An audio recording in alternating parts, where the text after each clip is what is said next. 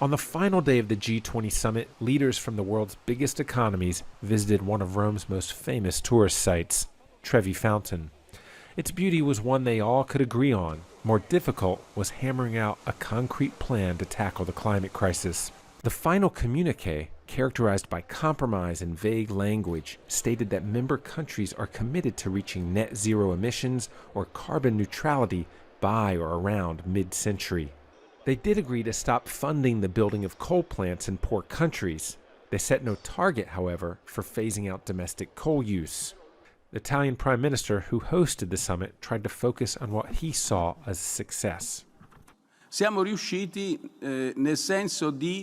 We managed to keep our dreams alive, to commit to further measures and gigantic allocations of money, further pledges of reductions, and that's the success, given that in recent months it seemed that the emerging countries in particular had no intention of making further commitments.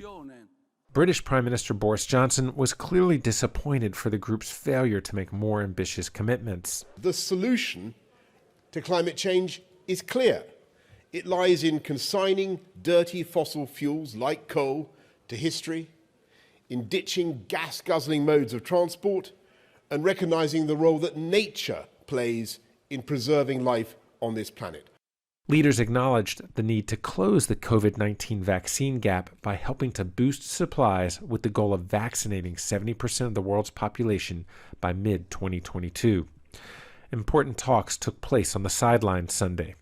U.S. President Joe Biden highlighted the environmental benefits of a deal he announced with the EU that rolled back Trump-era tariffs on steel and aluminum.